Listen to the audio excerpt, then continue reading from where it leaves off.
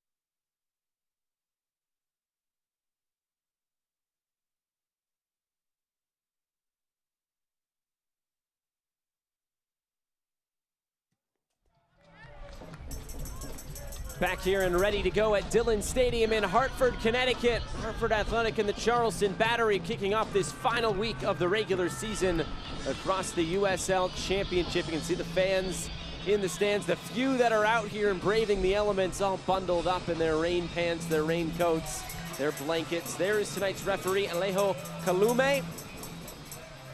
It'll be Hartford in their home green and blue. And the road, Charleston Battery in all white with the yellow on the front. Just waiting on the whistle from our referee. And we will get this one underway. Remember, this is the makeup game from the originally postponed game on September 1st. That was postponed because of Hurricane Ida. Now, of course, we get a nor'easter, and we are underway. It's going to be a wet and a rainy night all night long here in Hartford. But both these teams looking to finish the season strong. It's Hartford Athletic coming off that 2-1 home loss against Charlotte Independence, an own goal.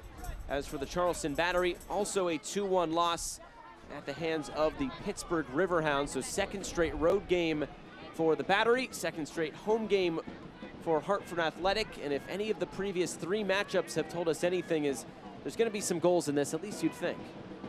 Yes, certainly they've scored plenty of goals. I think it's 14 goals between them in their three matches. Something else about their three encounters this season, each one has been won by the home side.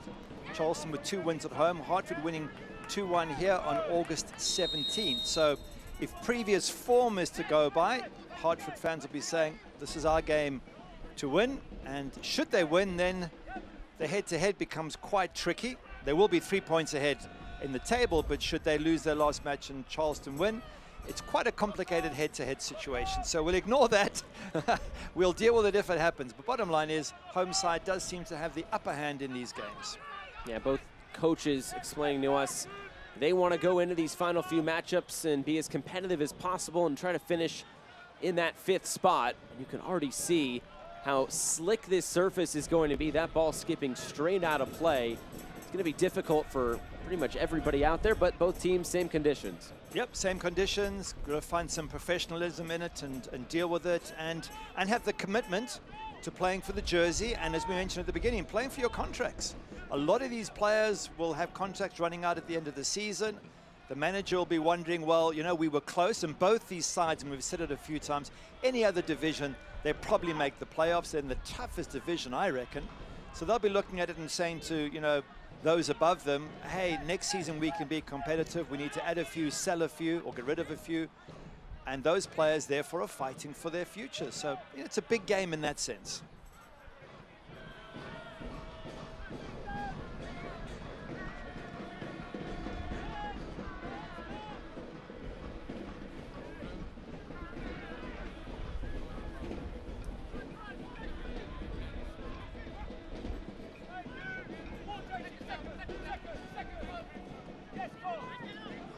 Win that second ball, as you can hear the players shouting for. Angelo Kelly picks it up in the middle. And a whistle. This will be a free kick to Charleston. And this will give us a chance to look at our Hoffman Auto Group keys to the game. What do you got tonight, Gary? Well, for Hartford, it's the entire team. Defenders are group. That's been their Achilles heel this season. Jeff Caldwell, will you believe it, has had the second most saves. Only Las Vegas keeper, Rando's had more.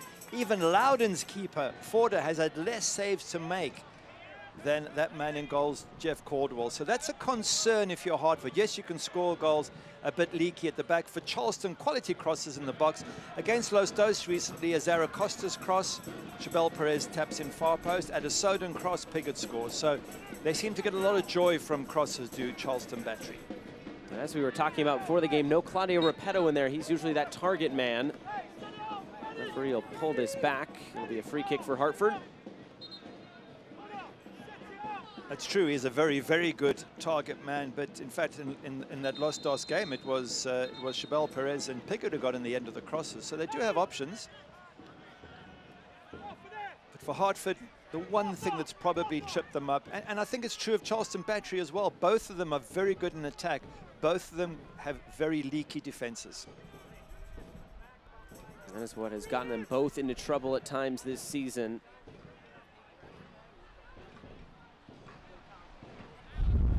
If I just give you some numbers, for example, Hartford conceded 50, Charleston Battery 54. Miami, Pittsburgh, and Charlotte all in the 30s. So to jump from in the 30s to in the 50s, that's the difference between these two teams and those who made the playoffs. Nearly fell for Tulu, but instead the foul will send it back to Charleston. They say defense wins championships, and at least it'll get you into that dance to put you in with a shout, as the other four teams will be in this Atlantic Division. Yeah, just to prove your point, the team at the very top, Tampa Bay, only 22 goals conceded.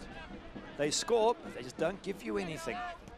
There's a look at Mike Anhauser, of course, braving the elements with everybody else. And going into that Pittsburgh game, he talked previously about trying to get off to a quick start in that game against Pittsburgh, unable to do so. So just didn't quite create enough into the attack, but they'll have a set piece here and a good chance to put one into the box for the Battery. Referee Alejo Kalume, very quick to not only give the foul, but you'll see players were trying to tell him where to draw the line, and he told them to get away and leave the job to him. I like that in referees. Players will always try and manipulate you, so don't listen to any of them. You draw the line where you think it should be. Justin Hack trying to walk off 10 yards for himself.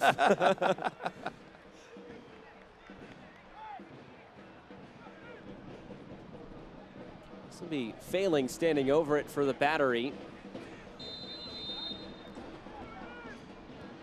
They'll go for goal. This will skip off the wall and out of play. It'll be the game's first corner kick. Tricky conditions for a goalkeeper like Jeff Caldwell, and the other side Paul Lewis. It's wet, it's a little bit windy. Players might slip around you. You've got to be extra vigilant on these bad weather evenings. Bring this all the way into the back post. The cross back into the middle, bouncing through, and a chance then at the back post. And the shot is put over the bar. That's a great chance at the back post there from Joel Bunting. And let's just see how close he was to actually getting on the end of that. Ball comes in, it's very deep. Knocked back. They're all, well, there's a slight touch. Tell you what, he's only about 2-3 yards out. Should he have done better from here, having a look at it? Maybe he's just stretching. He's under pressure there from Tulu, but when you're only 3 or 4 yards out, I reckon you should really be hitting target from there.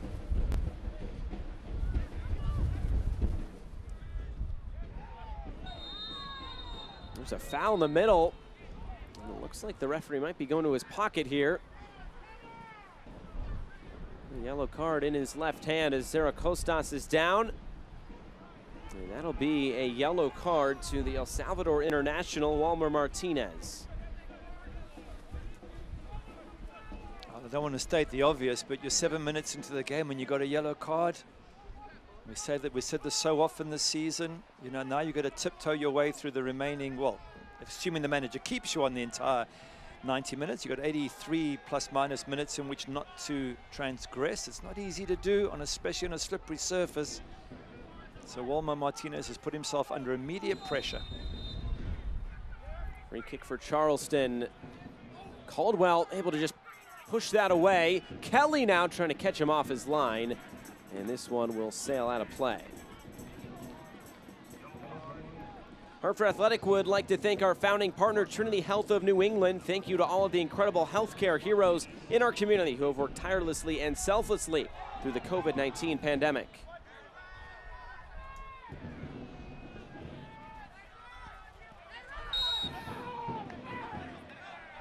Harmon pulling back Rogers. Another free kick for Hartford. Quite a few whistles here in the opening 8 minutes. That's skipping away from Obregon Jr., who was in an offside position. A lot of those whistles for tackles as well, which just shows you that both these sides are committed, and that's good to see. The last thing you want is you get to the end of the season, either as a manager or a fan, and you see players really just not caring. Well, you can see straight away these players care, and as mentioned there, some of them fighting for their contracts, but also fighting to prove that these are two very good sides again who have, I mean, how unlucky are you to come up against Tampa Bay, and you know how good they are, Charlotte with a stacked team, Miami's got a wonderful side, and Pittsburgh are always great challengers. I mean, it's a tough division to be in.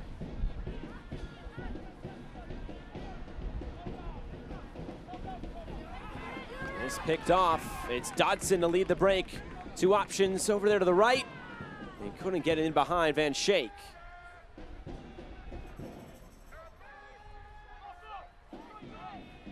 Lot of transitional moments here early on. Here comes Charleston into the attack.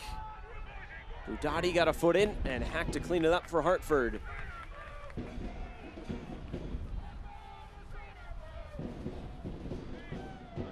Lots of early action around both goalmouths. Interesting, when we spoke to Harry Watling, he said, I can guarantee you one thing, this will not be a 0-0 draw. And by that, I think he means both teams attack well, probably don't defend that great. And in all the matches, as you mentioned, 14 goals in 3 contests between these two. So I think it's quite a safe bet to say it won't be a 0-0 draw. I hope I can hold him to that. Yeah. Both these teams hovering right around 50 goals. Hartford at 48, Charleston at 49. But as you mentioned earlier, they've also conceded about the same, and that's where they've gotten into trouble. Here comes a cross towards the near post. Lewis flying off his line, able to push it away. Who got the last touch there? It'll be out for a goal kick. Lewis making just his 5th start this season. Not the easiest of conditions either. No, and it's a very difficult ball. It's very low down, so you don't have an advantage as a keeper. Others are coming in with their boots flying.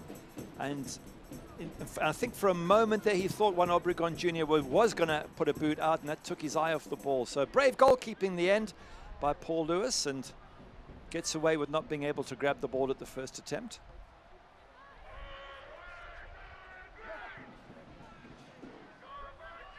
Midline Chiropractic is the official chiropractor of the Hartford Athletic, offering athletics, rehab, and sports-specific training. Midline is aligned with your health and centered on your well-being. Visit midline.com today. That's MIDLIGN.com.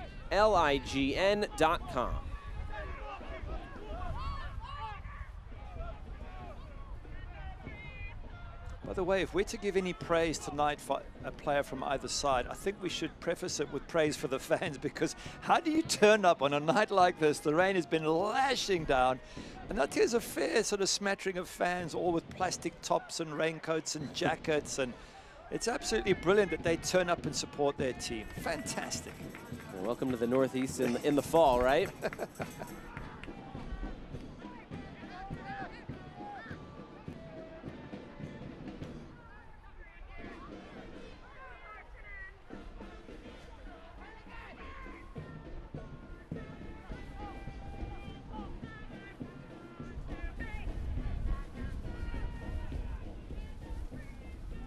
Here's Obregon Jr. Hartford trying to look into the attack. Switch the play, it skips off that surface. Nearly fell for Rogers. Now it's picked up by Barrera. Here's Rogers. Danny Barrera. Assist for him tonight would make him the co-leader across the USL Championship with Aiden Quinn and, or pardon me, he would actually then take the lead. It's Zico Lewis who needs an assist tonight to be the co-leader with Barrera and with Quinn. You can see the wind, look at the hair of the players and the flag and the corner flag. It's a very, very tricky conditions, not just wet, but windy as well. All whipped in towards Lewis, an easy catch for him. Please join us in helping founding partner the Hartford celebrate nearly 75 years of educating children about fire safety with their Junior Fire Marshal program. Visit juniorfiremarshal.com to learn more.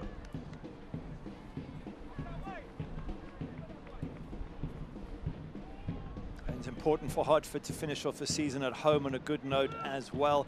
Interesting chatting to Harry Watling, and he talked about how good this team were, even though they lost 2-1 to Charlotte. He said, look, Charlotte are just a top class outfit. He said, but for 80 of the 90 minutes, we were competitive. We had great shape. We created chances. Maybe didn't take them. You know, we've been very, very professional. He just said, we just had 2 little lapses of concentration. And when you do that against a good team, or very good team, like Charlotte, you get punished. But he seemed reasonably happy, or fairly happy with his team's performance against Charlotte.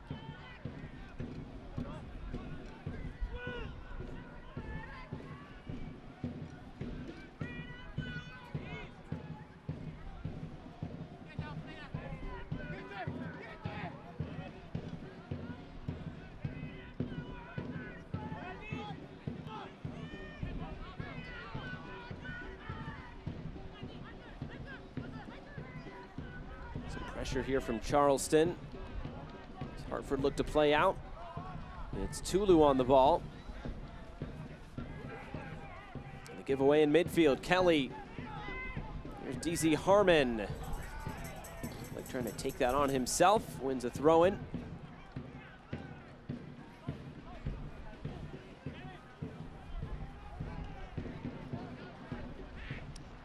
Just having a look at Jeff Caldwell, fantastic keeper, won the Save of the Week for September, but for him, could have been a really tough season for Hartford. He has just been absolutely stunning for them.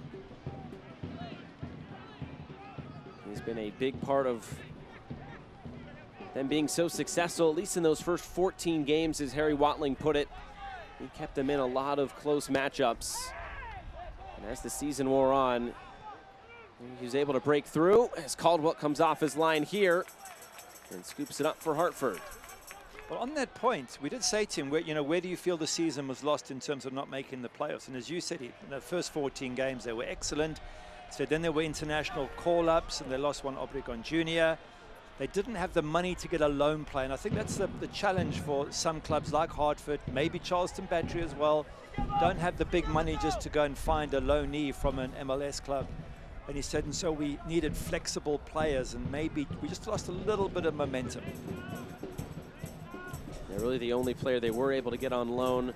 Got a couple in Hack and Dodson, but with the amount of squad rotation that they've had to go through this year, and as you mentioned with those international call-ups, Walmer Martinez seems to be a regular of Hugo Perez with El Salvador. Darwin Lam getting called in for the Gold Cup. Juan Carlos Obregon Jr., the Olympics, the list goes on and on. Yeah, Preston Tebotaka with that wrist of his. We've seen him playing with the cast. So he hasn't been at top. So yeah, 1 or 2 loan players, but other teams are getting 5 or 6 loan players. And that's and then as he says, you need players to play in different positions to be flexible, and they can lose a bit playing in positions that aren't their favored ones. And he feels that really has been part of the challenge for them this season. Yeah, Arthur Rogers playing an outside back, maybe not his most natural position. Yeah, good example.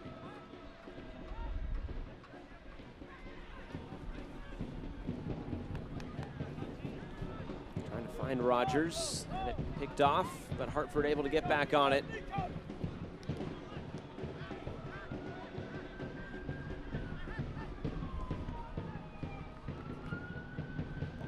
Played ahead, Obregon Jr., and that just skips out of his grasp. There's that wet surface coming into play once more. Paul Lewis, just 22 years of age, so a keeper with a lot of potential. Of course, Kuzminski's not that old, just a couple of years shy of 30, but you never know how the body fares once you start passing that 30 mark. So they do have a young goalkeeper who potentially could be at the club for a long, long time. Played his college soccer at Loyola Marymount, then Cal State Northridge. Bellevue, Washington native.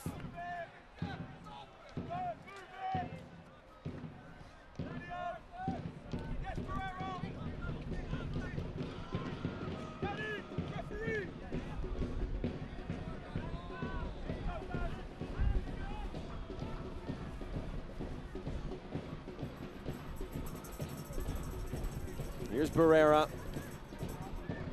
Trying to serve one in. Dodson knocks it down. DZ Harmon steps in to win it back for Charleston. Able to get that first pass away for Zaracostas. He lost his footing, still battling for it. Cardona comes away with it.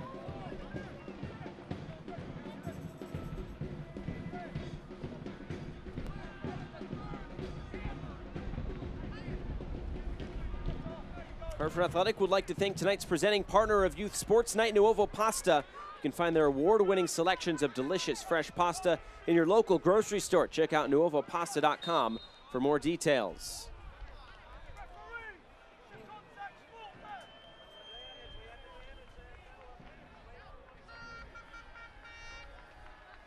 Hack is one of those players who is on loan that you mentioned. He played 7 times for the club last season, played a few more this season. On loan from NYCFC. I remember Harry Watling talking about him, saying we wanted to get him a little bit earlier, but Ronnie Dyla at NYCFC wanted to hold on to him. That's how valuable of a player he has been, and will be in his young career. Hack just 20 years of age. Another one with a great future ahead.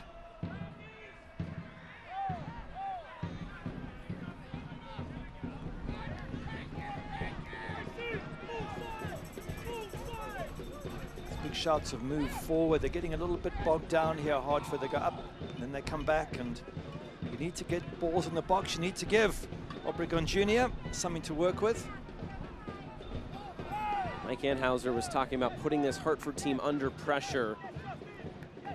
Seems like they've done a decent job of that in the opening 20 minutes. Harmon trying for the long diagonal ball. Good first touch. Jabel Perez will go all the way to the end line. Zaracostas asking for it top of the box. Now it's Kelly. Gadula joins the attack.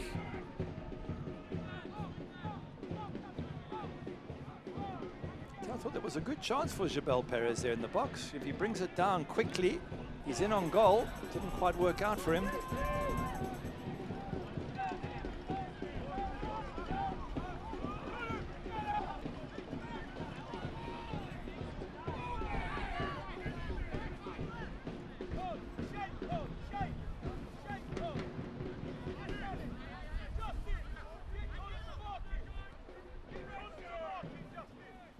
'Looks like Charleston are just trying to draw Hartford out and they can find some space. Once you draw the players out, then you've got space to run into, like Kelly's doing right there. That seems to be part of their game plan. Two very even sides, same number of points at the end of the season. There isn't much to choose between them. Here's Bunting. Just recently got his first pro assist against Los Dos. Final goal of that game. Zaracostas going down. The referee will blow his whistle. Free kick to the Battery.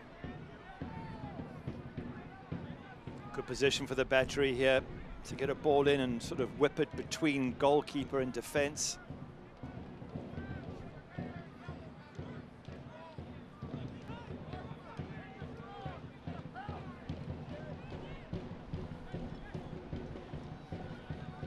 Already 4 early shots for Charleston. None yet for the home side, Hartford Athletic. Again, the good free kicks for me are the ones where you bend it towards the goal. So it's already heading towards the keeper. Anyone gets a touch, likely to beat the keeper. Even if no one gets a touch, it could fly past the keeper. It's Jared Van Schaik who stands over this, a 3-man wall protecting that near post. For the free kick, quick talking to. Seems like a pretty deep line here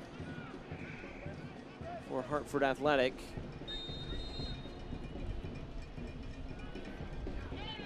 Gonna swing this in low, look for a deflection on the turn. It's out of play. It did take a deflection on the way out. Another corner kick for Charleston. Yeah, that was the idea. Knock it in near post, get big Patrick Hogan in front of the ball and try and block it, and it drops and he tries to turn and hit it. Didn't quite work out that time, but you can see the thinking behind that set piece. Swung in right into the middle. Tulu commanding header to clear.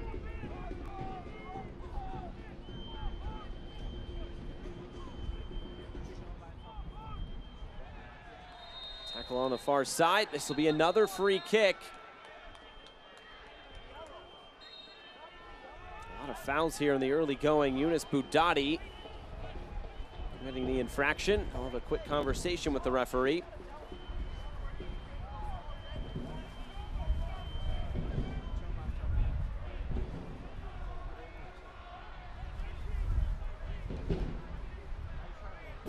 Referee told him what he thought. He's not happy, but you got to be careful with referees. It's, you know, always think the best way to deal with him was a smile. Yes, ref. Yes, you know, just be nice to the ref, and chances are they'll be nice to you back.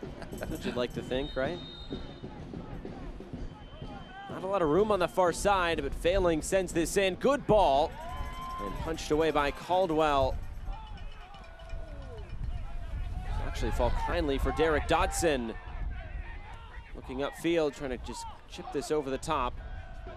Lewis will retrieve. Have to clear this away, and he does. It's a bit of a nothing ball, wasn't it? Just knocked behind. It wasn't really for one or the other striker up front for Hartford. And again, it seems to be symbolic that they're not creating proper chances. You said no shots on target yet. Was it Charleston's 4? Nice and neat and tidy in midfield, but the whole aim of doing that is to get balls wide, is to get balls in, is to try and give Juan Obregon Jr. something to work with. And you're 25 minutes here at home, and we haven't seen much from the home side. That would be a concern, I'm sure, for Harry Watling. Another key for Mike Anhauser, as he told us, was solidify themselves defensively. He wanted a clean sheet. Haven't had many this year, but looking to close the season at least strong defensively. Without Leland Archer on this road trip. Did not play over the weekend either against Pittsburgh. Hartford Athletic would like to thank our founding partner, Travelers. Thanks to Travelers, presenting partner of our Community Champion program. Children from underserved communities throughout Greater Hartford are able to come to the matches free of charge.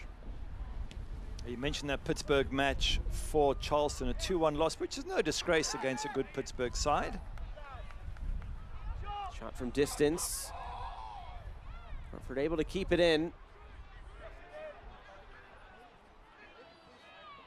McGlynn there in the middle. You know, he can score from outside the area. It's Rogers now. All those white jerseys back defending.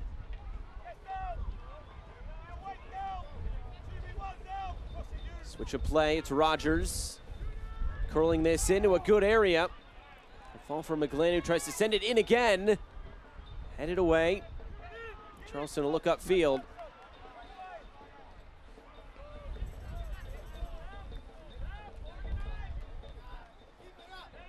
Just to finish my thought on that Pittsburgh match, Mike Anhauser saying, you know what, we went 1-0 down, then we got back and we equalized, and then we got caught again. He said it happens to us so often on the road. Well, to your point, I think he really wants his side, especially away from home, to be a lot more difficult to break down in defense. And certainly his first 26 or 7 minutes, they have been solid.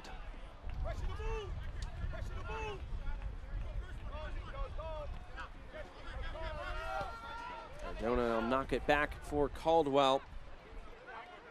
Walgreens is proud to support Hartford Athletic in the Changemaker of the Month program. Nominate someone making a difference in your community, and he or she could be recognized as a Changemaker of the Month. Go to hartfordathletic.com/COTM to learn more. Playing it down the right side, back into the middle. Somebody was there to cover for Charleston. So just look at that ball into the middle and talk about the quality of it.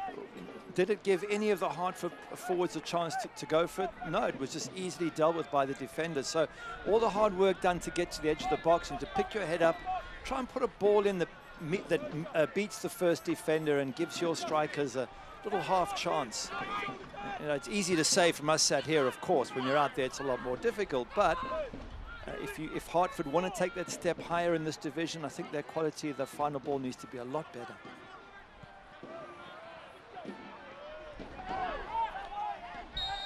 Bunting and Rogers collide. Looks like Bunting came out second best. Harry Watling pleading with somebody here. It seemed like a fair 50-50. I'd like to see it again, but both were going for the ball. That's what Harry Watling seems to be saying. Arthur Rogers went to head it. Well, why is it a free kick? Maybe there was a leading elbow or something that we didn't see. Another set piece for the Battery, and Burke failing.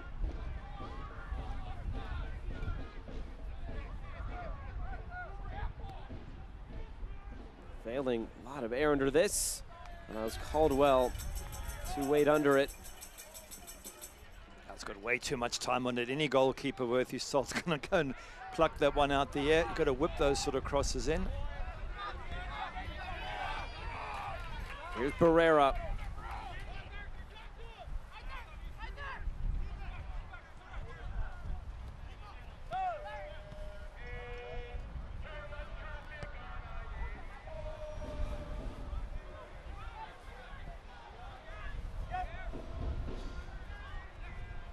Tulu was trying to find Rogers, who couldn't play the skip off of this very wet surface.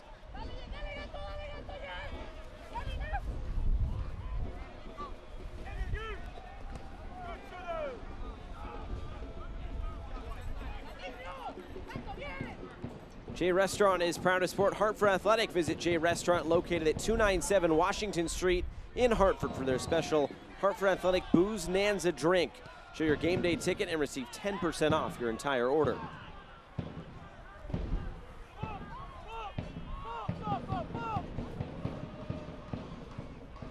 to find a way forward again. Through the opening half hour, still no team able to find that breakthrough quite yet. I think that Charleston do have. They have a ton of players. The players mostly played against Pittsburgh on the bench, and they're pretty stacked. So Hartford have to bear in mind that Zico Lewis can come on second half. Niku Daly, Claudio Repetto, Piggott, Adesade, and Crawford. I mean, these are all the normal starters. So there's a lot of firepower to throw on should Charleston Battery need it. Not quite sure that Hartford have anywhere near the same strength in depth. So that's something that the Battery can turn to second half. I guess they do have Preston DeBordy Tucker on the bench, Luca Purpa, but not as powerful as Charleston's bench, I would think. Oh, this is a missed touch at the back. It's Derek Dodson on it. Obregon Jr. making the run. The pass not strong enough. McGlynn able to pick it up again for Hartford. Martinez plays it out wide. Options in the middle. Couldn't pick out any of them. There was probably the best opportunity for Hartford thus far, and nothing comes of it. Dodson's pass has got to be better. I mean, it's just all about the quality of that pass to Obregon Jr. It's not a good one. Gets cut out and opportunities lost. I don't think one has to be more technical than that. You know, in those situations, the managers will tell you time and time again, you want your quality when you're in the box. It's lovely to have quality in the midfield and all that, but the real time it tells in the box, because that final pass is the one that gets your striker in on goal.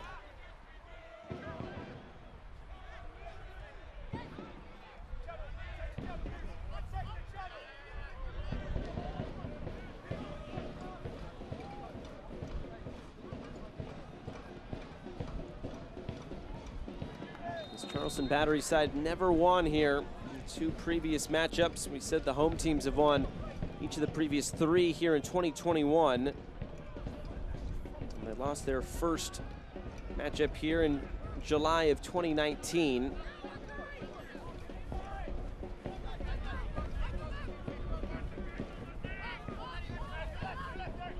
I think as the season wraps up, it's also worth talking about Harry Watling. Hopefully he stays with Hartford next season. I'm sure that's what the fans would like. But when we chatted to him, we said, what have you found coming from England and Chelsea and West Ham? And he said, firstly, the travel's so different. You can get from one end of England to the other in about 200 miles. He said, you know, it's not just the time you spend on flights, it's the different altitudes and temperatures you have to play. And he said that was something he's taken a while to get used to. Losing players to internationals has been an issue for the USL for a long time. In England, obviously, you have an international break, so you don't lose players, you just don't play on those weekends. And, you know, he said just learning to sort of deal with a squad that doesn't have the depth of a Chelsea or a West Ham. He said, but it's been a fantastic learning curve. And bear in mind, he's only in his early 30s, Harry Watling, so he's a manager with potential for a future. In fact, he's the same age as Danny Barrera, the captain. Yeah, 31 years of age. Youngest across the USL Championship. And it's interesting, Hartford have had 3 managers in 3 different seasons. So it will be interesting to see what Harry Watling does in terms of this offseason and into next season. But he told us he's totally focused on these final 2 games, and then he'll worry about everything come the offseason. Yeah.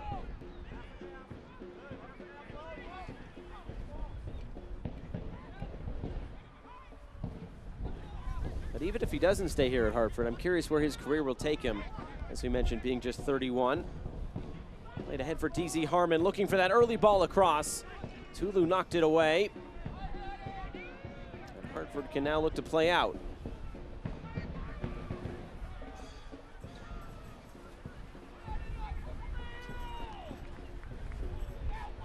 Quick throw in taken. All the way to the end line. Udati able to take him off the ball. Hartford will clear away again.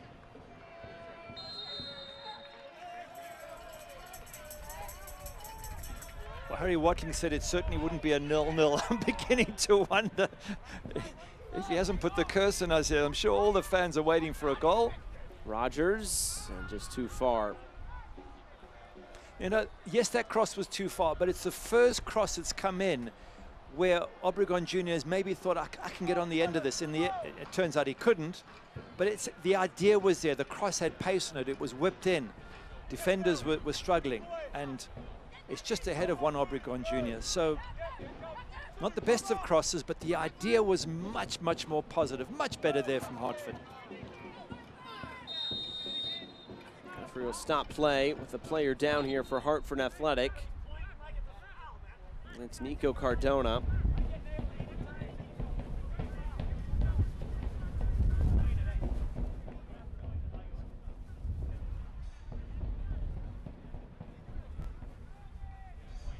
Puerto Rican international. Here's another look at it.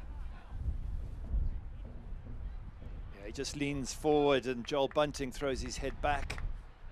And the front of your head is a lot more painful when somebody smashes the back of their head into you. There's the coaching staff there in Hartford. With Harry Watling in front, just discussing the options. It is his home game, and most managers will tell you at home they want to get a win. The draw's not really enough for the home fans, especially these home fans who've turned out in this weather. I'd be demanding a win. No kidding. If I was soaking wet. AARP Connecticut is proud to support Hartford Athletic and welcomes fans to visit aarp.org/CT events to learn more about upcoming virtual events. Our events are fun, informational, and free to people of all ages. That's aarp.org/CT events.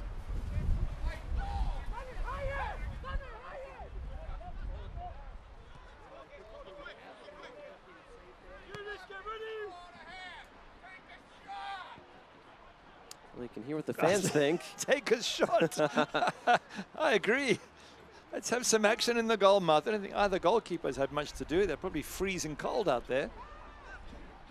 Just one registered shot for Hartford, and it was a blocked shot. So nothing really for Paul Lewis thus far. It's crazy to think it was a 4-3 match the last time these two teams met, but maybe that's what's made them want to be more defensively organized. It was inside of 90 seconds that Hartford pretty much gifted Charleston an early goal. But I remember Harry Watling saying after that game, that's the way we want to play. We want to play out of the back, and I guess it sometimes we'll bite ourselves, but that was just an unfortunate start. Yeah, Jan Jiggin with the own goal. And then they had Danny Barrera sent off in that match as well. So it wasn't the best of games for Hartford. And yet they still came back from 4-1 to 4-3 and nearly snatched something at the death, which is credit to their mentality. And I think that's a point Harry Watling said. He said if Charleston want to beat us, they've got to match our desire first and foremost. And they went down to 10 men in that game with Danny Barrera seeing a second yellow. Well, Hartford Athletic would like to extend a special thanks to our partners Jim Beam Bourbon and Hornitos Plata Tequila.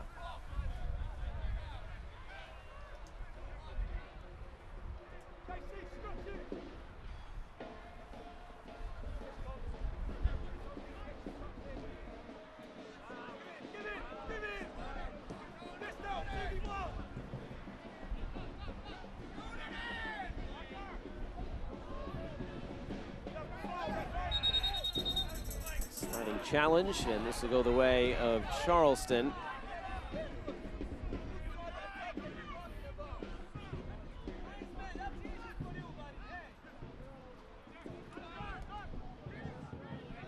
Nice little flick to get it out wide for Dotson. Cross coming in and behind Obregon Jr. And Shake will clear it away.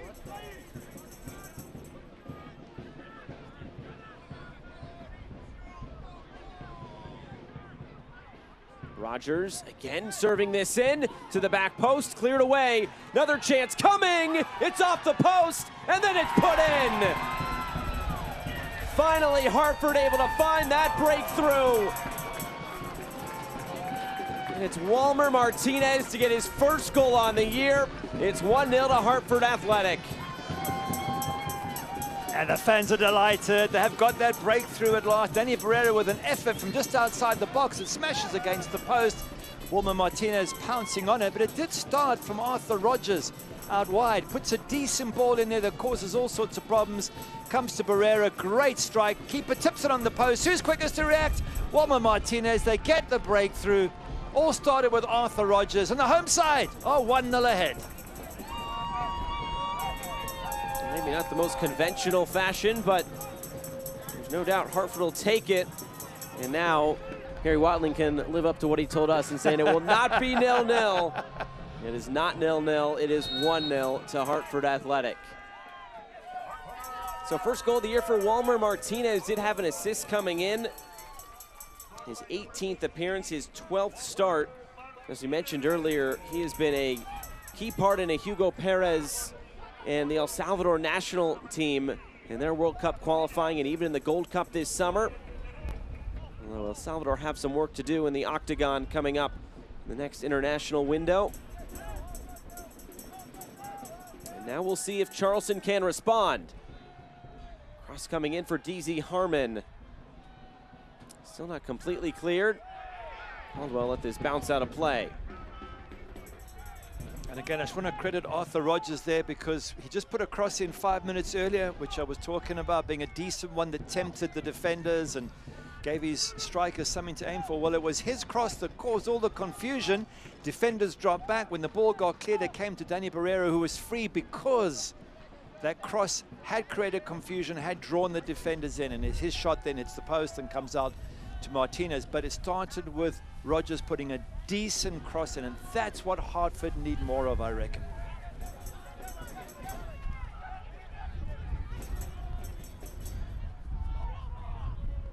Sarah Costas, an early ball in. Headed away by Tulu.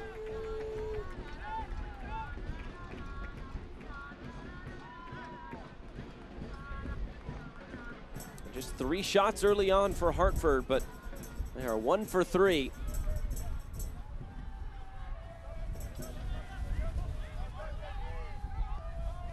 Hogan all the way back to Lewis. Hartford Athletic is proud to partner with CLA, creating opportunities through your organization's entire life cycle by providing a seamless suite of services in wealth management, advisory, outsourcing, audit, tax, and consulting. Learn more at cla.connect.com. Very good at Danny Barrera there, just to help Angelo Kelly to his feet. Good sportsmanship.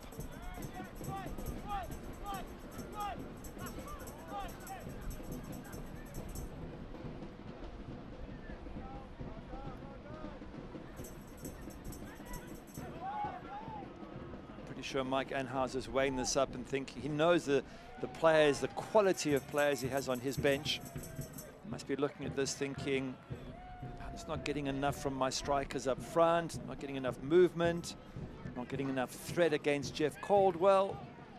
He might make changes at halftime, he might give it 10 minutes and then make changes, but I certainly don't think he'll be happy with what he's got from his strike force in nearly 44 minutes of play. Still one more matchup to go for both these teams. Hartford will go to Pittsburgh. Charleston will go home and they'll host Miami FC.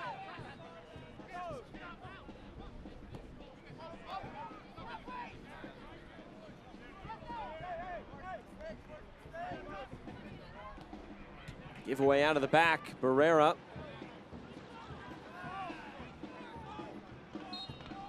There's a quick foul.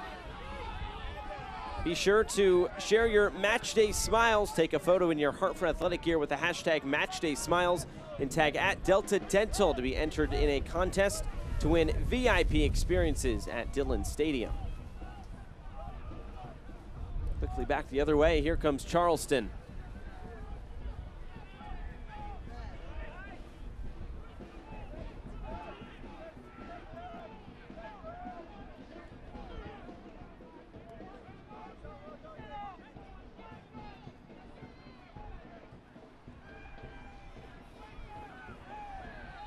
And given away. Charleston commit the foul and a free kick to Hartford.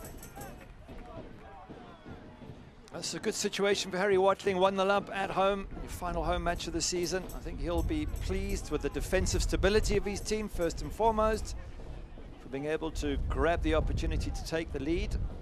But he'll know that Charleston Battery are going to come flying back in the second half. So no doubt it'll be a team talk of how to cope with the Battery, what changes they might make, and of course what changes he might make in the second half and how that will affect their shape.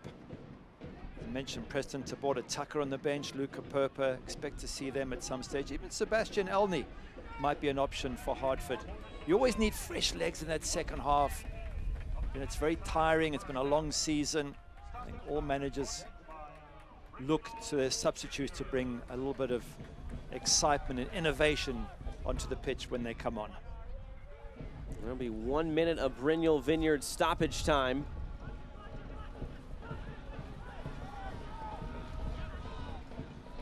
Flicked along, Zaracostas will run onto it. He looks in field, he's taken off the ball, throw in to Charleston, maybe one last long throw coming these final few seconds.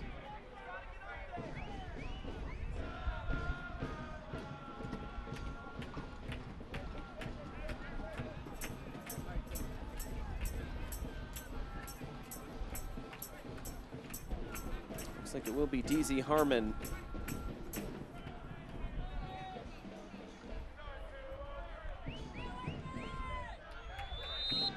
And there is the final whistle. So just one goal in this first 45 minutes. Goes to Walmer Martinez and Hartford, but this game's still very much in the balance. Yeah, very tight, not much between the two teams. It's going to be a case of second half. What can Charleston Battery do? How can they come out? How can they have a go at Hartford? And the question for Hartford is, can they get a second and increase that gap? But for these home fans who've battled the elements, they'll be happy that their team are 1-0 up. A windy and rainy night here at Dillon Stadium, but they are happy their side is up 1-0. Final home match of the season for Hartford Athletic, and so far so good. See if the Battery can mount a comeback in the second half. At halftime from Dillon Stadium, it's Hartford 1 and it's Charleston 0.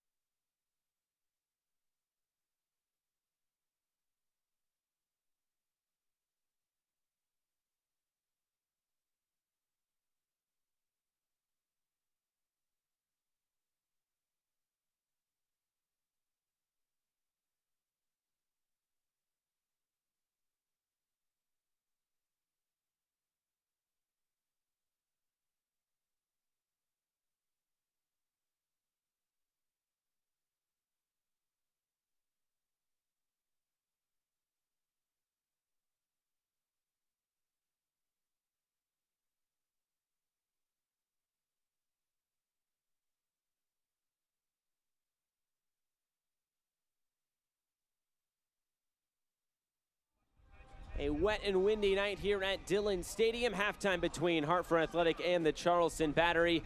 A lot on the line, though, coming up this Saturday. You can call it Decision Day if you want across the USL Championship. Take your pick, but especially out west, it's going to be a fun night. Well, yeah, especially out west because they have three teams all battling for that fourth spot. But start top left, Birmingham, Legion and Lou City battling for top of Central. That's a cracking match. On your right-hand side, Charlotte Independence, they want to finish second in Atlantic. And Austin Bold, by the way, will probably need a win there in order to qualify in the Mountain Division. So both those teams battling. Next on the left, San Antonio, Colorado Springs. Winner will be at home.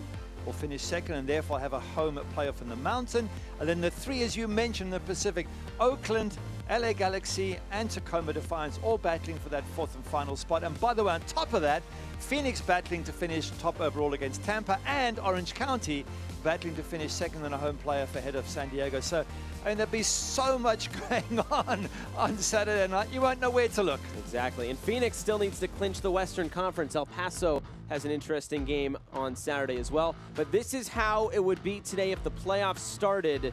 And there's going to be a lot of fun matchups come playoffs in 2 weeks. Yeah, and I guess some of this will change because with teams winning and losing over the weekend, it will shift. But just the way it stands, if you look at the very top, El Paso, LA, Los Dos beat them 5, was it 5-0? 5-0. 5-0 at home. Now, okay, this will be away in El Paso, but if you're El Paso, it's the one team you probably don't want to face because they can be surprising.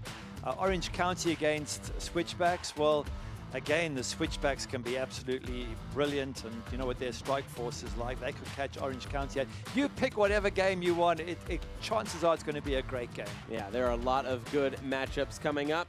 We'll see if this second half can provide us with some goals. It's halftime here from Dillon Stadium. Today, as you step onto the field, you step into your purpose. You step strong. You step hard. Con toda la fuerza de mujer. You step up. Goes topics. I mean, yeah, let's talk about today we're gonna go topics. Roll it down. I am. You don't need a car to listen to Sirius XM. You can listen anywhere. You know that, right? What? Kevin Hart's Laugh Out Loud Radio. Kevin, you could use your phone. What? What? Alexa, play Kevin Hart's Laugh Out Loud Radio on Sirius XM. What? This is how I know you're getting old. I guess that was it. What?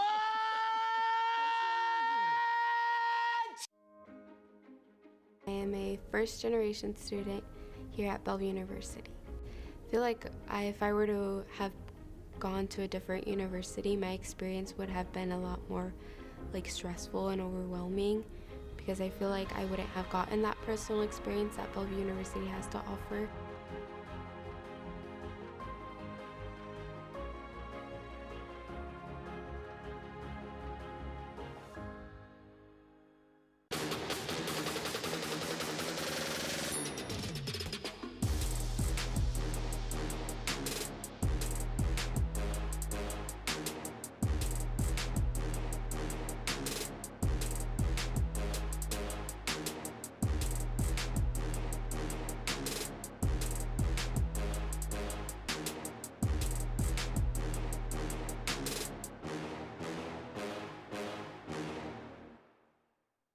Today, as you step onto the field, you step into your purpose. You step strong. You step hard. Con toda la fuerza de mujer. You step up.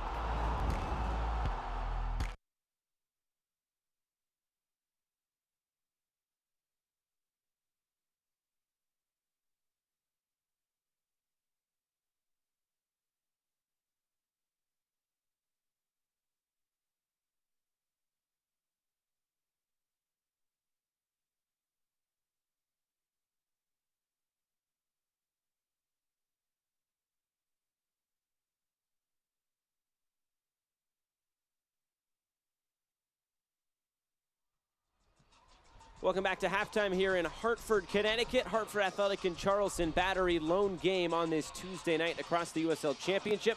Time to look at news and notes from around the league. Race to the finish, all on ESPN+. Almost every team in action on Saturday. It'll be a fun night. The CBA approved the USL and the USLPA ratifying that through 2026. Cameron Lancaster, Clear Audio Player of the Week. Big hat trick against Memphis. He scores with his left, he scores with his right, he scores with his head, he even scores from near the halfway line, and that is Cam Lancaster. He was on SportsCenter top 10 plays over the weekend. A look at the scoreboard, a lot of interesting results on Sunday. Yeah, and some fantastic results. Tacoma's win over Los Dos keeps them in the hunt. What about Oakland Roots staying alive as well for that fourth place with a fantastic win at San Diego? El Paso and Birmingham Legion just showing what wonderful teams they are. And in the end, Miami just a bit too strong for the New York Red Bulls too. And for both of these teams, one more game to go after tonight, and they will play two playoff teams coming up. Yeah, Hartford's match against Pittsburgh could be a tricky one because Pittsburgh might still be in with the shot for second spot. Likewise, Charleston will be taking on a Miami FC side who will be preparing to play in the playoffs. So you're right, both those matches will be difficult for Hartford and Charleston. A quick word from Small State Great Beer. Your favorite craft beer festival is coming to Dillon Stadium. Register now for the Small State Great Beer Festival for unlimited tastings, the best food trucks, and awesome live music. Learn more and register at hartfordathletic.com/SSGB. The second half from Dillon Stadium is on the way.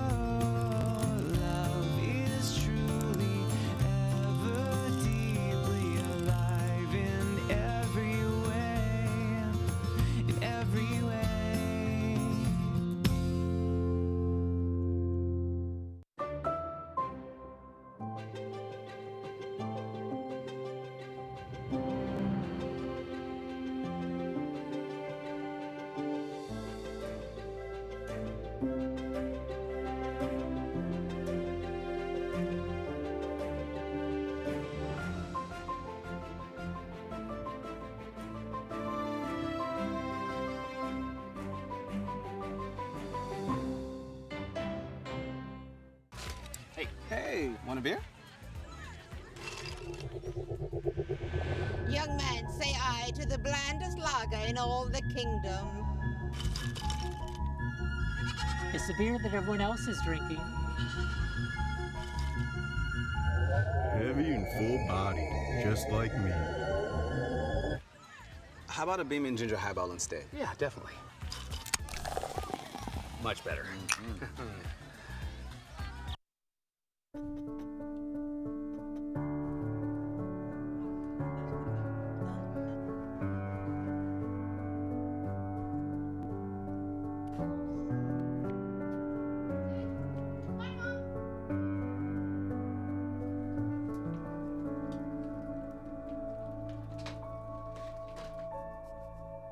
We don't just protect things, we help protect the life you've built around them. Travelers, it's better under the umbrella.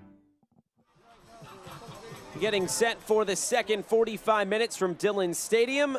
Fans are gutting this one out in the wet and the windy weather as we take a look back at the first 45 minutes. First half highlights, Hartford and Charleston.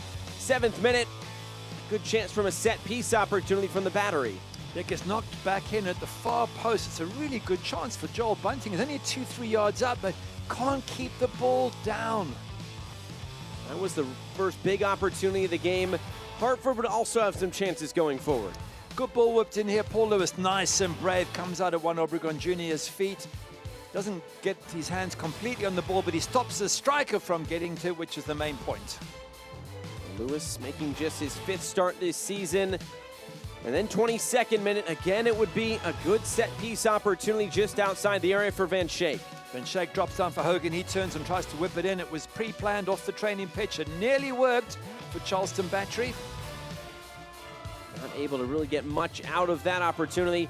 Then the 40th minute, this would be when the game would change. Arthur Rogers with a cross causes all sorts of problems. Danny Barrera gets it, smacks it to Paul Lewis, tips it on the post, and unfortunately for Charleston Battery, it goes to the man waiting for it, Walmer Martinez. Have a look, keeper, good save, off the post, back across the goals to Walmer Martinez, who says thank you very much. His first goal on the season. Look at the halftime stats. I guess the thing that pops off the page, 0 shots on target. Yeah, 0 for Charleston, and yet they seem to have, especially early on, a good control around the box, but they haven't been able to use it to their advantage. Hartford with the shots on target, greater possession, which is pretty much what Harry Watling says. He says, we outpossess Charleston Battery. They just in the past have taken their chances a bit better than us. Well, so far, they've taken their one chance, Hartford, and they're in the driving seat for the second half. So that just about gets us set for this second 45 minutes with the former Manchester United goalkeeper Gary Bailey. I'm Josh Eastern. Final home match of the season. Hartford Athletic would like to thank the fans for another fantastic season. Don't forget about your favorite craft beer festivals coming to Dillon Stadium on October 30th. Register now for the Small State Great Beer Festival for unlimited tastings, the best food trucks, and awesome live music. Learn more. Register at hartfordathletic.com/SSGB. Hopefully, the weather is a little bit more pleasant on the 30th on Saturday than it is here tonight. But Hartford Athletic battling right through these elements. And they have that 1-0 advantage.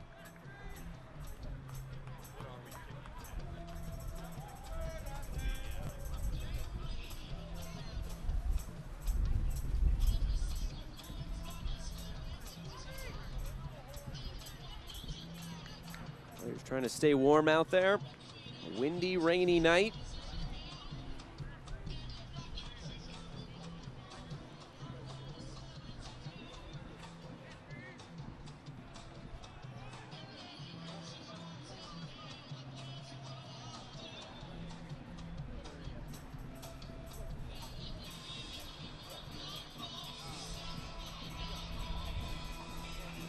Prolonged wait here to get this second half underway.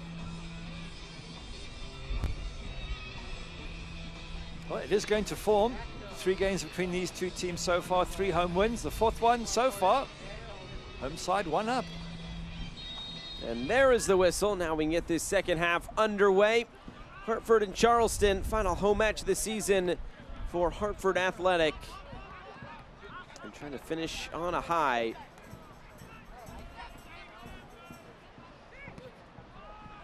As mentioned just before halftime, I'm pretty sure Mike Anhauser has said to these players in white, you've got 10 minutes, maybe 15. If you don't show me enough of what I want, I have a host of first-team regulars on the bench that I can throw on.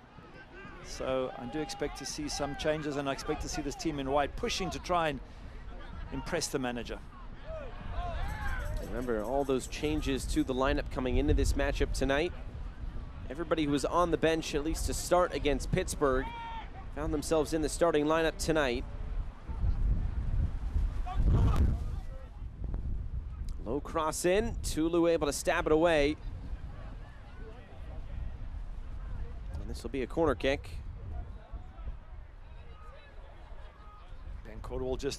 Jeff Caldwell just organizing his defense, talking, which is a good goalkeeping, telling players to go where he needs them to go. Once they're in place, then he knows which areas he has to cover. Play it in short, failing, he'll get it right back. Another deflected cross, be tracked down by DeRosa.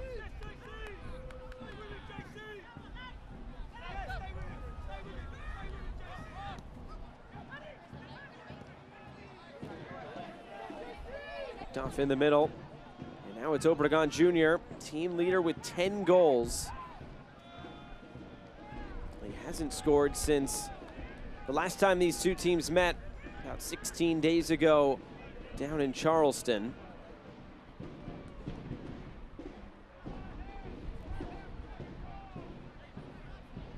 Looks like Preston Tabor-Tataka getting set to come on and putting that big pad over his casted up wrist. Yeah, one of those issues that Harry Watling said has been a tough one to take. One of his main strikers being injured with that wrist, other strikers disappearing away on international duty. And yet it hasn't been scoring goals that have been either Hartford or Charleston's problem. It's been conceding them.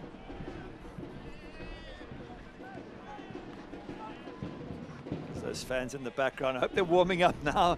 The rain seems to have stopped, and they're probably drying out bit by bit. Trying to stay as warm as possible on this windy night. It's always the wind in the cold weather.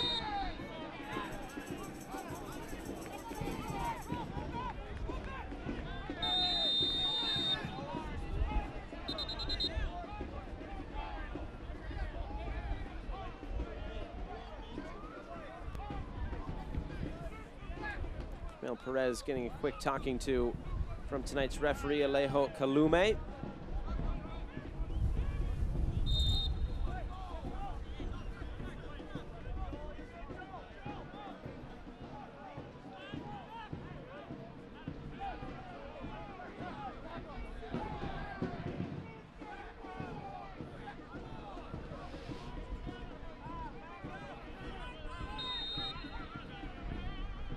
Glynn, drive this in. Cleared away by Kelly.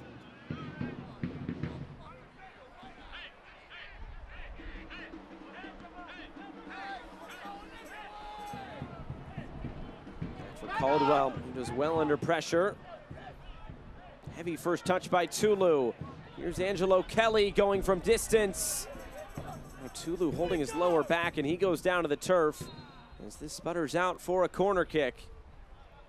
It was a ball out from Jeff Caldwell, which in these conditions was tricky for Tulu. It skipped off the turf, and he used his body to try and get between him and the attacker, and took a knock in the process. But, you know, in good conditions, those balls out from the back to a defender might work, but when it's slippery like that, it put Tulu under a little bit of pressure there. Just looking at the bench for this Hartford Athletics side, not really a like-for-like substitution. Of course, you could shift some things around on that back line, but Ash Apollon really the only out-and-out defender on the bench tonight for Hartford Athletic.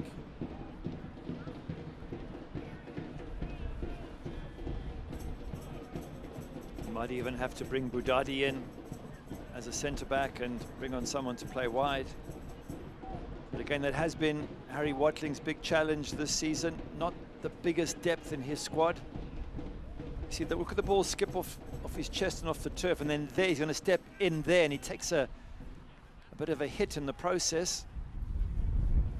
Like I say, in these conditions, balls there to the defenders with attackers closing them down, very, very difficult to read them off the turf.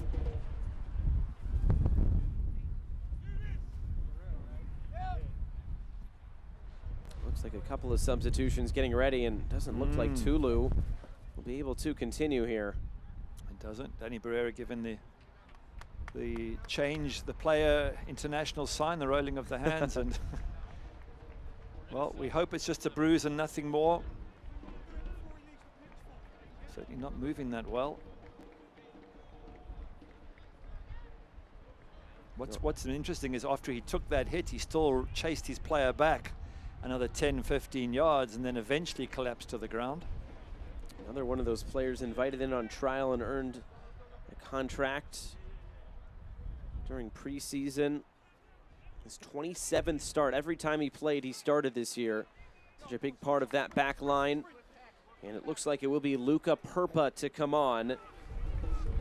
First sub of the match, and it's brought to you by 4G Recycling.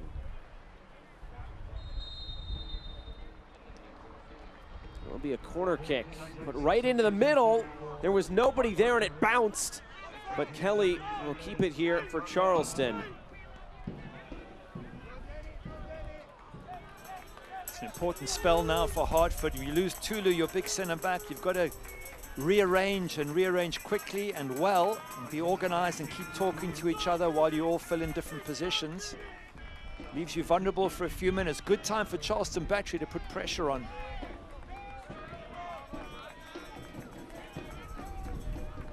At least for now, it looks like Justin Hack has even slid back into center back. And showing the versatility of some of these players.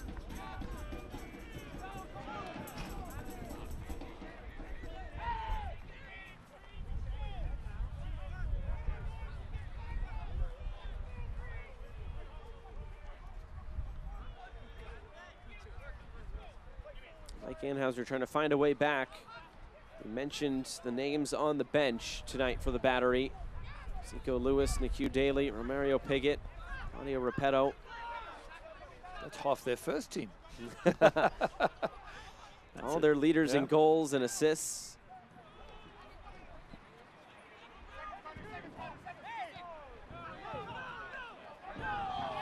It's been an important match for the likes of Joel Bunting and Burke Failing, DZ Harmon, even Zaracostas to a certain extent, who's not always a regular, for these guys to show what they can do here today. A chance to add on here for Hartford Athletic. Early ball in, and it's taken by Lewis.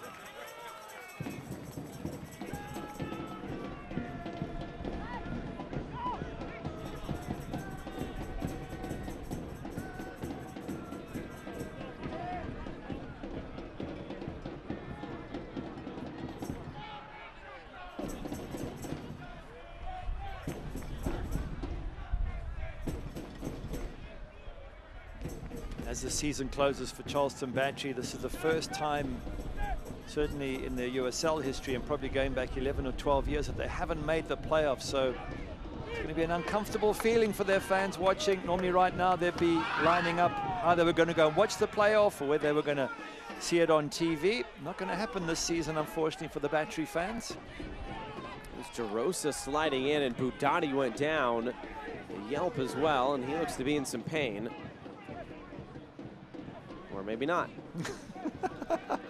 Just got up very quickly there. Looked like he was badly injured for a moment.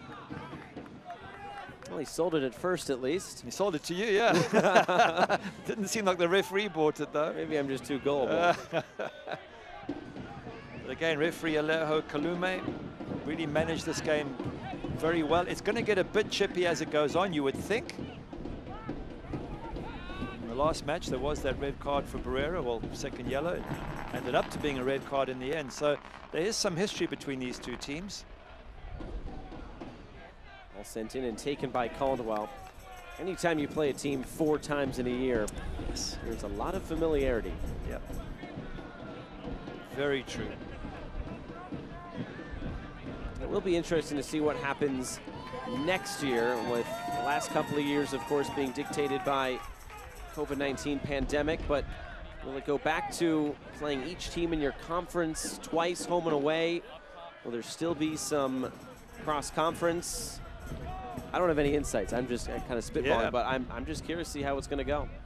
I'd love the 4 divisions, because it makes it so much more exciting within each division. You're not far away from the top and you're not far away from the bottom. But you're right, it might eventually all come back to an east and west. Played into the back post, Budati. Feel for a handball, not going to get it. The only part that I didn't love about divisions is only 4 teams from each division can make it. And if a team like Hartford or Charleston, they may not get to the same point threshold that a Tulsa or a Memphis get to, but you lose kind of just that free flow as we get another substitution. It will be Preston Tabor Ataka coming on. Juan Carlos Obregon Jr. coming off. 4G recycling substitution.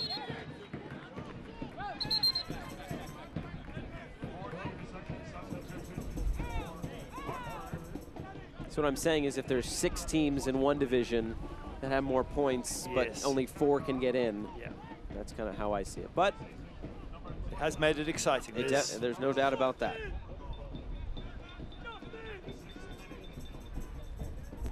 The other reason why there can be a little bit of leftovers between teams is you can often play each other within a month or so, because you're playing 4 times in a season. You know, if I go back to my days in the English Prem, you know, you played 6 months apart or 5 months apart. Yeah. You'd have to play every other team before you got to play that team again. So any grudges you hold after 4 or 5 months, you've more or less forgotten about it. Unless you're Roy Keane, if you remember him. He used to hold a grudge. He would still remember now. Yeah.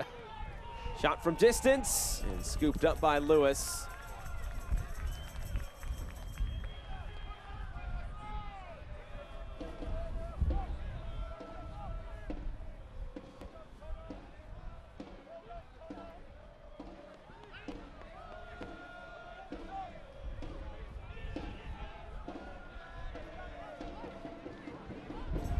Picked off in a good area. Preston Tabor Ataka was going through the middle. Instead, the shot from distance, again saved by Lewis. Yeah, Preston might have been a good option there, because he was through, he had a bit of space. And if he could have brought that down, they'd only be 6 yards out. But we're coming up to the 60-minute mark, and I'd be very surprised if we didn't start to see Charleston Battery bring on some of their big guns. They haven't really, in the sort of 10 or 12 minutes since halftime, they haven't done anything more than they did first half. They haven't really threatened Hartford, and I've no doubt that Mike Anhauser's looking at the bench thinking, I have players on here who can threaten Jeff Caldwell in that Hartford goal.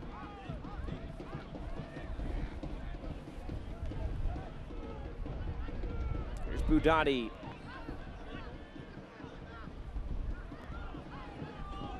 Herpa trying to get it right back and continue his run.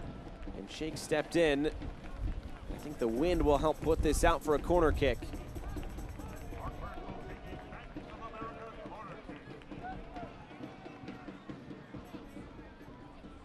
We have a Bank of America corner kick coming. for the home side, Hartford Athletic.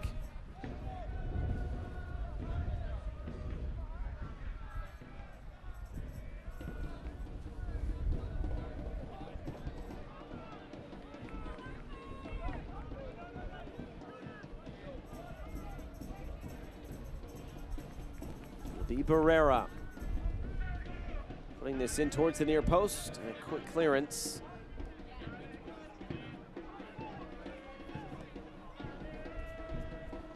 Headed back into the middle. Tabor to Taka. Did take another deflection, and a corner kick it will be again for Hartford. Yeah, Preston Tabor to Taka there just shows you how sort of forceful he is. He brings it down and smacks it straight away. Takes a slight deflection. It might have gone over anyway, but he's a positive player. He likes to put pressure on defenders. He's big and he's strong.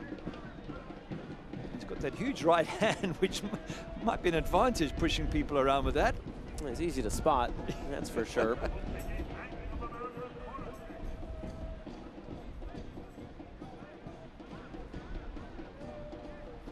It's Arthur Rogers.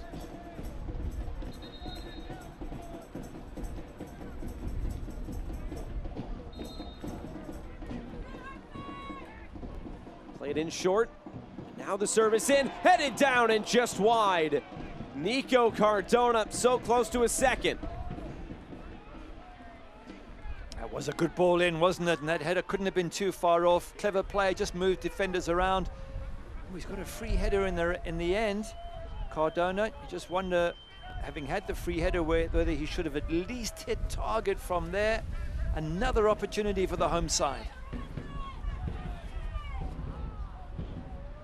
Hartford Athletic would like to thank the law offices of Crescenzo DeLuca, serving Wethersfield, Greater Hartford, and Connecticut with 41 years of experience in immigration and general practice law.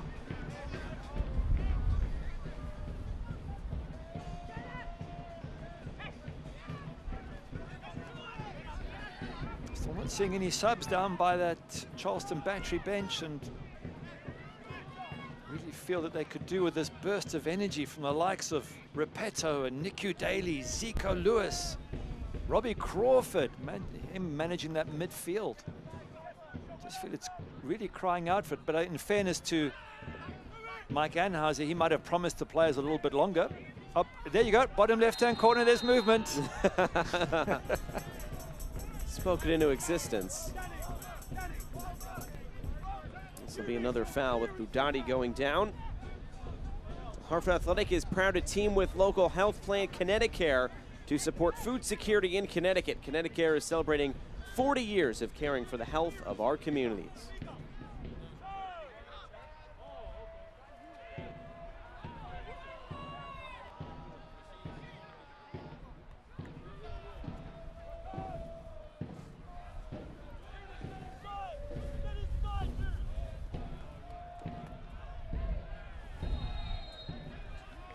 Another foul on the far side. Hartford will put it back into play quickly.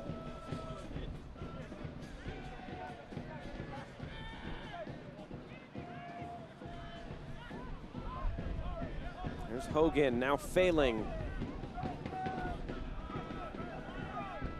Kelly ahead for DeRosa.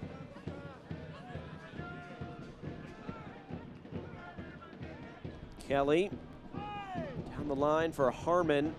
DeRosa there in support. And DeRosa trying to look in for a cross. Nothing doing. By the way, here's a stat that will bother Charleston fans. I'll tell you in a moment. There's Walmer Martinez. A goal to his name today. Well, here's that stat at halftime. Losing at halftime, Charleston out of 10 games have not won any. 8 losses, 2 draws when losing at halftime. Sorry, Charleston Battery fans, to give you that stat, but maybe this is the game to turn it around or not. Stats don't lie. Here's Budati, back post, headed back centrally, off the chest, and then Tabor to Taka bounces it wide. That's a great opportunity again for a second. He's got to hit target from there, Preston. Such a good player, and it drops him, and he's got time on the ball as well. Gets whipped in. They win their header here. They win the second header. Drops for him. I think he's trying to knock it past the defenders. Jared Van Schaik was in his way. Have a look here. He's probably hit it to the left of Van Schaik and pulled it too much. Preston Tebodataka, but what a good opportunity to have taken his team further ahead. Well, Hartford Athletic would like to thank Nuovo Pasta, Connecticut, Stop and Shop, and Citizens Bank for supporting our Goals for Meals program. For every Hartford Athletic goal scored this year, these partners will donate meals to Food Share Connecticut.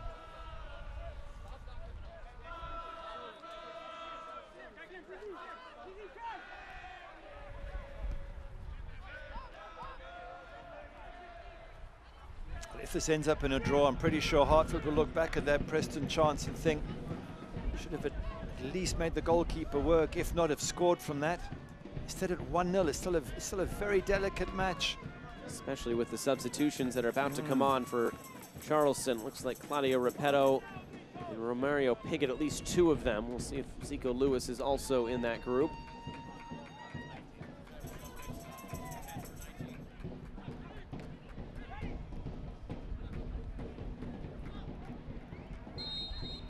Chabel Perez, who's tripped.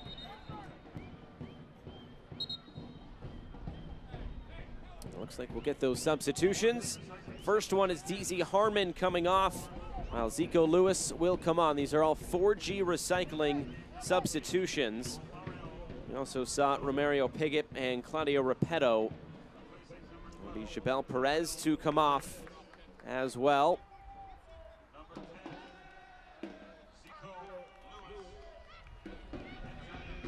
There's that front three we talked about. Q Daly will come on just a little bit later. Joel Bunting also the other one to come off. So 3 subs for Mike Anhauser and 3 expected subs. Yeah, they haven't quite done enough, have they? DZ Harmon, I haven't seen him threaten that much. Worked hard. Chabel Perez, much the same.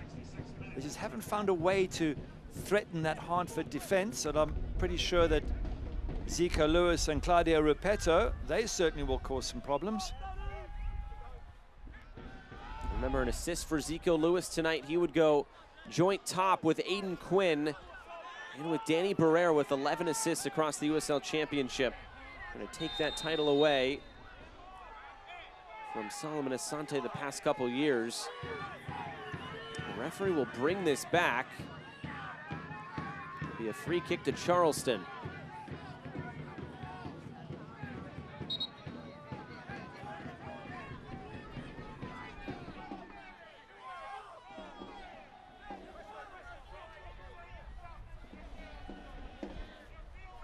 If you've got Repetto in the box, I think it's pretty obvious what your main aim is. Get the ball wide, whip it in. That's where Hartford's goal came from. Ball out wide, Rogers in the box, cause confusion. I think it'll be the same MO for Charleston Battery when you've got a big man like Repetto that you can aim for.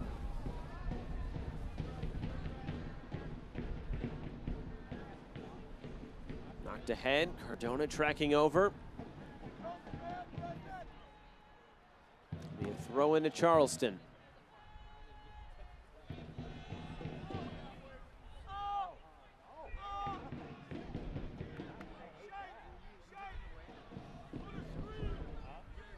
Here's Van Schaik.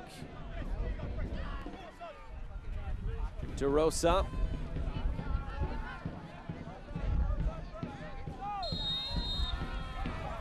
A little bit of skill from Ben DeRosa. I nearly fell off my seat watching him. He went one way with Preston, turned the other.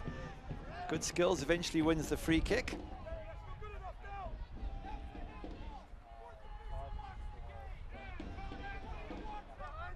Trying to bounce this one in.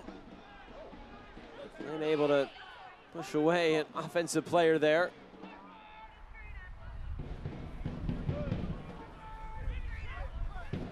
Just get the sense that Hartford are a bit more under pressure now. Charleston with those changes. Injection of energy in purpose. Ball wide, they're trying to get ball into the box. Big collision over there. Looked like with one of the boards on the far side, Rogers going down. Didn't see him get pushed. I don't know if he just slipped against the board. Let's have a look again. because if he gets pushed, then... Oh, there's a bit of a push there from Angelo Kelly.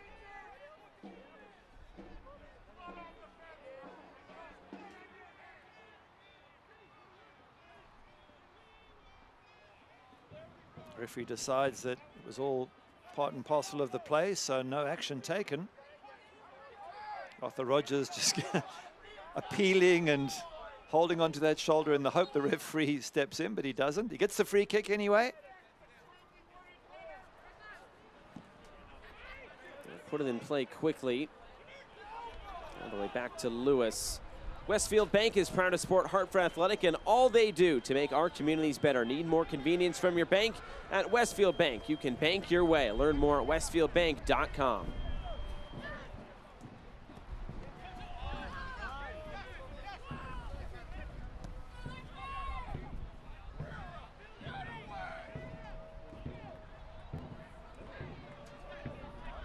White shirts, look at that extra energy, putting pressure on Jeff Caldwell to knock it long. They played out of it, Hartford. Herrera right through the middle. Walmer Martinez. He'll try to catch Lewis out! And Walmer Martinez scored his first goal this season in the first half. And how about a brace here in the second? 2-0 Hartford. Great awareness from Walmer Martinez. He saw Paul Lewis off his line. Goalkeeper was out of his box and he just bent it around him into the back of the net. Can you believe that? An entire season with no goals. He gets 2 in one game and he takes the applause from the bench, the coach and the players. But have a look at it again. Long ball from Jeff Caldwell. They play through this press. Flick on here, turn, ball through the middle. But have a look at where Paul Lewis is. He's quite far off his line. Walmer Martinez brilliantly sees the keeper out and bends the ball around him. Fantastic finish. Well done, Walmer Martinez. And we'll wait for official word, but that should be an assist to Danny Barrera.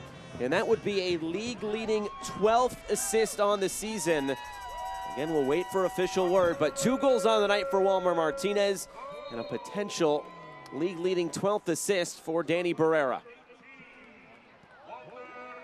It's a perfect time to score for Hartford. Just when they were under a bit of pressure from Charleston Battery, that one gives them a bit of breathing space now.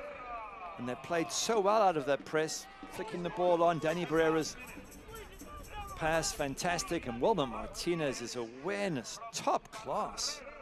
He's now scored goals in the USL Championship, in World Cup qualifying, and in the Gold Cup this year. This comes into the middle. It was too tall for the intended target. Mario Piggott eventually commits the foul. Hartford Athletic would like to thank our partner, the Fix IV. Go to thefixivtherapy.com to set up an appointment and learn more about their amazing treatment options.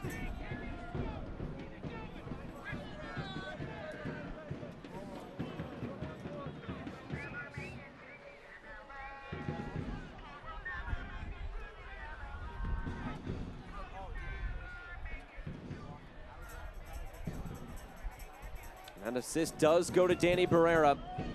So a league-leading 12th assist. He now overtakes Aiden Quinn.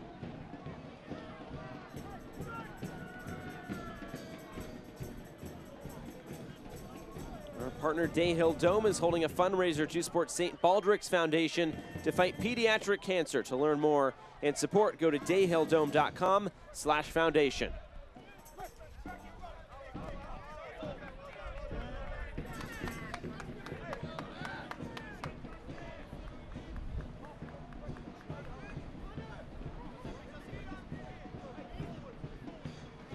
Well, it's gone to form in these 4 matches. Well, the previous 3 home team wins. The home team is 2-0 up. Harry said it wouldn't be a 0-0. It's 2-0, so we're ticking all the boxes.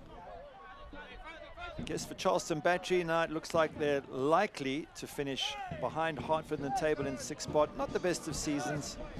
And for both of them, halfway through the season, it promised so much. They were both in the top 4 at certain stages, so no doubt disappointing for their fans the way the season's ended, but hope that things can get better next season. Yeah, right in the middle of the season, it was these 2 teams along with Charlotte, and it was just kind of waiting for one team to make a run at things, and it was Charlotte who made some big signings, and they were able to do that. And they are playing probably as one of the top teams in the entire league right now in terms of form. Another chance coming. Lewis way off his line. And Hartford scores again. But this one waved away, offside. What in the world is Paul Lewis doing? Is that Arthur Rogers who whipped that in from the one side there? And the goalkeeper already had his hand up as the ball came in, so maybe he knew. Goalkeeper's coming way, way too far off his line for what is needed there. But players on the goal line maybe considered interfering with play and therefore offside. They look very vulnerable at the back, Charleston Battery, as they have on many occasions throughout the season, and Mike Anhauser saying the same in the last match against Pittsburgh. Do so well to get themselves back in the match and then conceded to a Cicerone goal.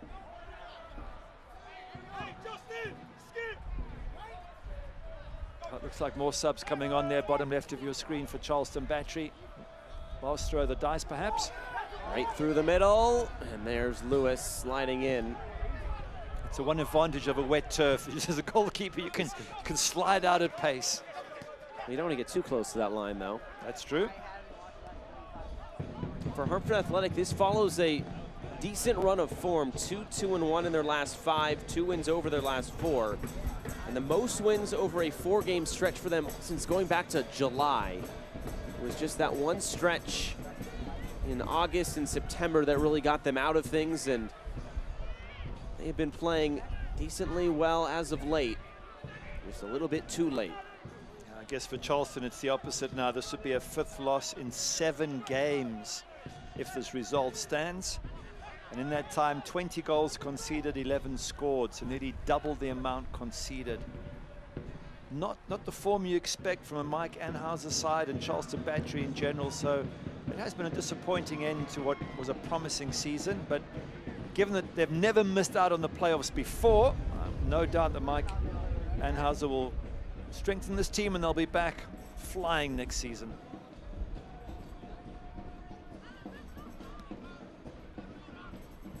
And 2 of the longest playoff droughts in the entire USL will go by the wayside this year, with Charleston not making it and Sacramento not making it as well. Over the top for Repetto to chase as it skips again off that turf. Here's Piggott playing it infield, trying to get it right back is Repetto. Zaracostas curling one, and it's saved by Caldwell.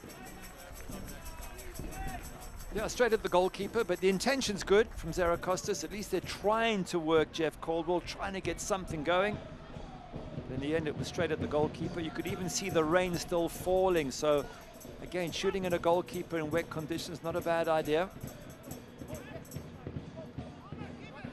Hartford Athletic would like to thank Fresh Bev, the official cocktail mixer of Hartford Athletic. Here comes Hartford Athletic forward again. Off to that left side, ball rolled into a dangerous area. Picked up by Lewis.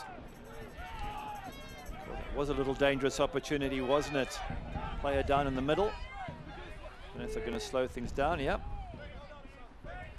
Just going back to that chance for Hartford. That ball went into the box and Paul Lewis able to jump on it, but for a moment, there was a little possibility of a 3rd goal for Hartford. Hugh Daly, Robbie Crawford, a couple of 4G substitutions. Ben DeRosa will be one to come off, Stavros Zaracostas the other. Yeah, last throw of the dice for Charleston Battery, but with these first team starters on the pitch, you would think they have a chance.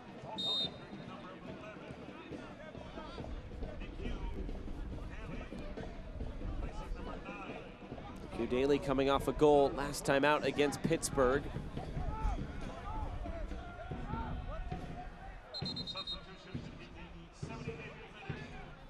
Thank you to all of our Business Alliance members. Tonight's Business Alliance members of the match are Baronet Coffee and Delta Dental.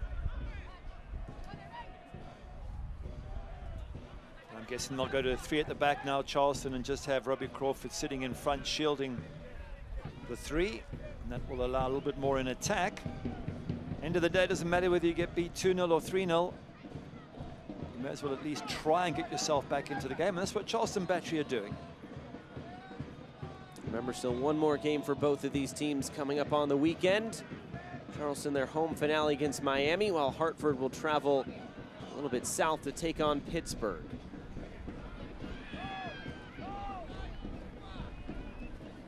Both those games against teams that have qualified for the playoffs, so they'll be trimming their team plays or practicing them more likely, getting ready for the playoffs. That means there'll be difficult matches for both these sides. Tabor Ataka lost his footing, gets back to his feet, tries to curl one, and it's just wide. It was nearly disaster for Tabor Ataka, and he almost turned it into a moment of glory. It was a great effort, wasn't it? Didn't miss by much. Just shows you what a good player Preston Tabor Ataka is. Will be Derek Dodson coming off, along with Walmer Martinez. Walmer Martinez, fantastic game with 2 goals. Derek Dodson, must be tough for him because he hasn't really made an impression. His first few games, he scored regularly for Hartford, but since then, been struggling to find the back of the net. Couple of 4G recycling substitutions with 10 minutes to go. Still one sub available to Harry Watling in these final 10 minutes.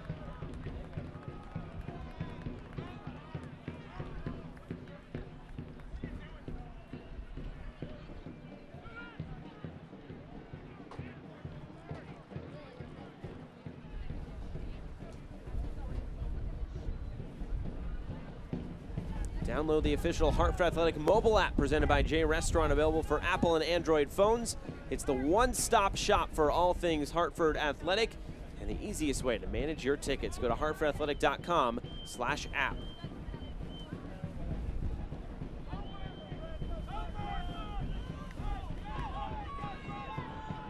Here's Kelly leading the break. Out wide for Piggott. Early ball across. And too far, and out for a goal kick. Pity about that from a Charleston battery point of view. A goal there, and it would have been a grandstand finish.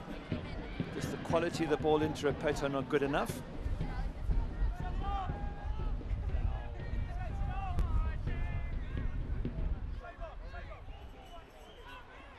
This is the 6th game of this series between these two teams all time. Remember, Hartford just in its 3rd season. No team has been held scoreless in one of the previous 5, so we'll see if Charleston can get a goal here at the end, keep that going. They have been averaging over 3 goals per contest. Only sitting at 2, so they're under average at the moment. Those fans, aren't they wonderful? Still bouncing around and enjoying themselves on a very wet, and cold and windy night.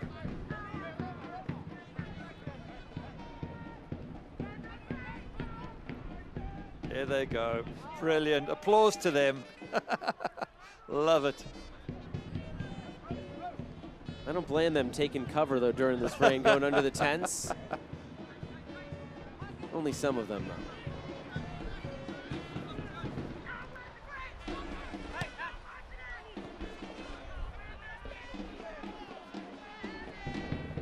Trying to play this quick up top. It's Repeto, taken off the ball by Hack. Tabor Ataka will always beat Van Schaik for pace. Early ball across, back post, saved by Lewis. There's a bright spot tonight for the Charleston netminder. Good save from Paul Lewis, and a lovely ball in from Preston Tabor Ataka. Have a look at his strength and his speed down that right-hand side, and then the awareness, head up quickly, puts the perfect ball in there. That's a fantastic save from the goalkeeper.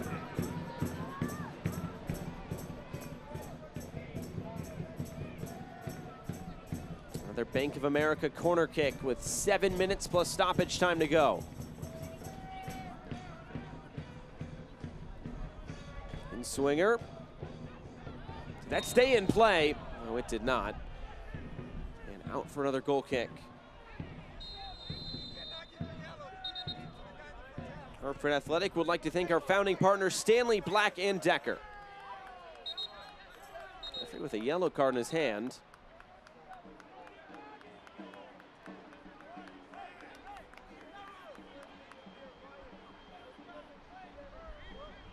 Sounds like Nico Cardona was given that yellow card. It was given for time wasting.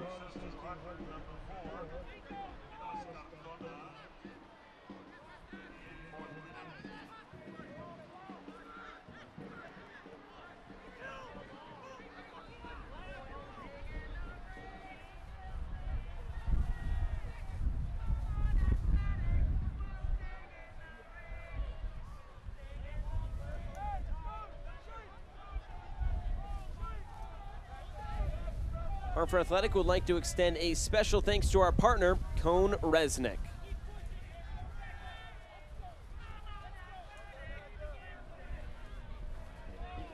Hartford Athletic just trying to see this one out. He's doing a good job of it, aren't they? Just getting a free kick, slowing it down, making it more difficult for the likes of Nick Daly and all those up front who've come on with the extra energy. They're the ones that have to be driving Charleston forward. Daly, Repetto, Zico Lewis, Robbie Crawford, Romario Piggott, all the substitutes. You want energy from them. You want a sign of almost aggression as they drive the others who are a lot more tired, who've been on the pitch a lot longer. That's a yellow card, I think. Was there an elbow flying around? It will be a yellow card to Angelo Kelly.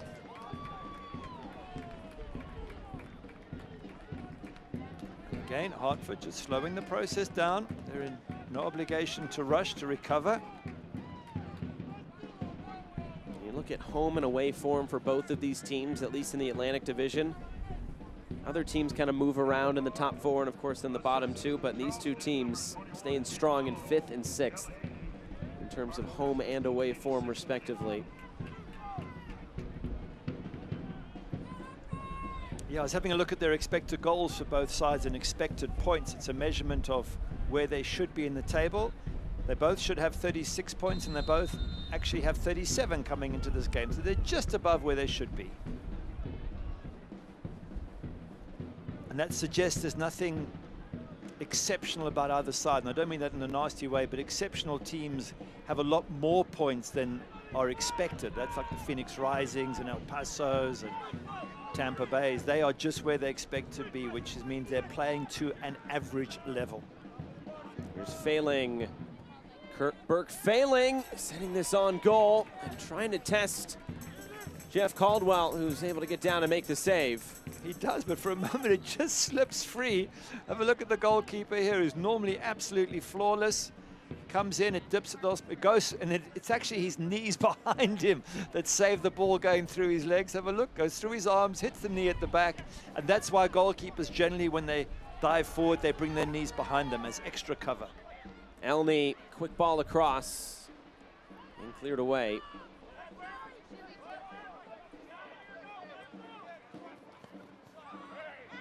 I don't know, if I'm an attacker in this game, I'm trying to hit it low and with some pace. Yep. 100%. Not easy for goalkeepers skipping off a turf like that in these conditions. On the turn, quick pull the jersey there on the far side. That should be a yellow card, and it is, to Arthur Rogers. Yep. No argument from Rogers. He was just slowing things down, giving his teammates a chance to get back and defend. Now, if Charleston can get a breakthrough here, we could have a grandstand finish yet. Set piece is always so important. This, though, from quite a distance out.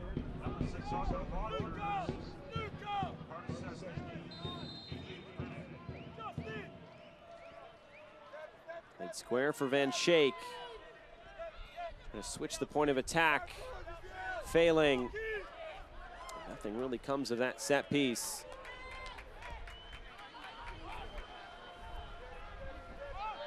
Hartford Athletic is proud to team up with Stop and Shop in all of our community efforts as we work year-round in the fight against food insecurity. It's been good work from Hartford, just seeing them closing down Charleston defense, forcing them to battle to get through the midfield. Have a look at the green and blue shirts, still winning balls, 50-50s, pressure. Very good performance from Hartford Athletic all the way right to the end. And that's something that Harry Watling chatted to us about. He said, my team are committed, my players give 100% every game. He said, if any team wants to beat us, the very first thing they must do is match our intensity and commitment. Well, I don't think Charleston Battery quite managed to match it, to be honest. Given away at the back again. Tabor Ataka back into the middle. Elney trying to crash in, and not quite quick enough. And now here comes Charleston out wide for Nikiu Daly. Repetto in the middle. Daly cutting in field, looking for options. It's Piggott, keeps it moving. It's Daly. But the flag is up for offside. That will not count. I think Zico Lewis in the middle might have been in an offside position. He dummies the ball, but you're interfering with play if you dummy the ball. So if you're in an offside position, you're going to get blown. Have a look on your left of your screen as it gets played. Very tight, but yeah, it looks like Zico Lewis is off there. Pity for the neutrals, because 2-1 with a couple of minutes to go would have been exciting.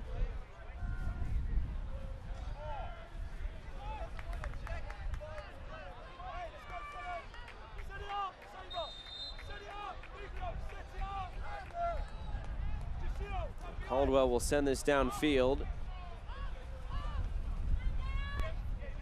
We get into 4 minutes of additional stoppage time presented by Brynjol Vineyards. Fourth official stepping in right away just to calm everything down.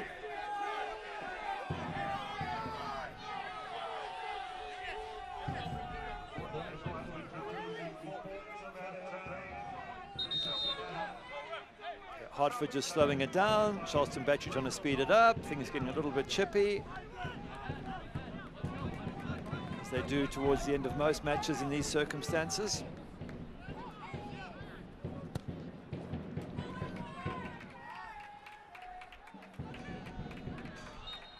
That'll be a handball. Just looking at some stats. Hartford Athletic 10 second half shots to Charleston's 3. That pretty much tells you how this game has gone. Not very many opportunities overall for the Battery. No, it just hasn't been a good night for the Battery all round. Yes, they put out a team that didn't feature most of their normal first team players, so they gave some of the less regular ones a run out. They didn't really perform. The others have come on and looked a little bit more energetic, but I think credit to Hartford. They've played this match perfectly. They've limited anything that Charleston Battery's been able to throw at them. Rolled into a dangerous area. Kelly, top of the box for Failing. Kelly will get it right back. And he was in an offside position. There you go again, good defense from Hartford, stepping up, getting Kelly played into an offside position. Fantastic effort from the home side. Actually wonder if they could have played like this more often, whether they might have made the playoffs. Because they haven't always been able to reach these sort of standards. Again, clean sheets. We've had a few here and there, especially early on in the season 7 for Jeff Caldwell, but most of those coming early on in the season. Not so much in recent times.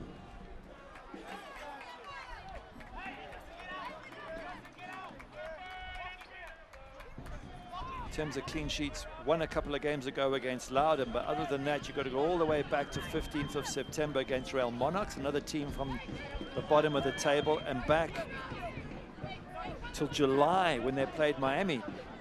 It was only their 3rd clean sheet in the last 4 months for Hartford.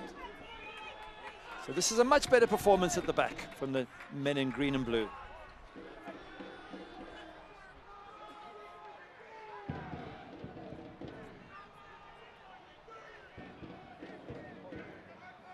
Fall for McGlynn. He likes to hit it from distance.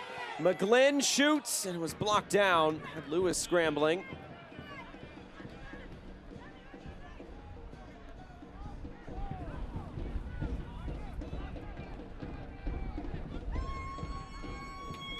And at times, much like that game against Pittsburgh, Charleston just not really able to get much going forward. Some of that connectivity in the middle just not there. Barrera, first time effort. And now to play. Just looking to see when Charleston Battery last didn't score in a game, and you've got to go back something like 10 games to the September 7th at home to Tampa Bay Rowdies. They lost 1-0. In the sort of 9 or 10 games since then, they've scored in every game, so very difficult to limit Charleston Battery. And again, credit to Hartford Athletic.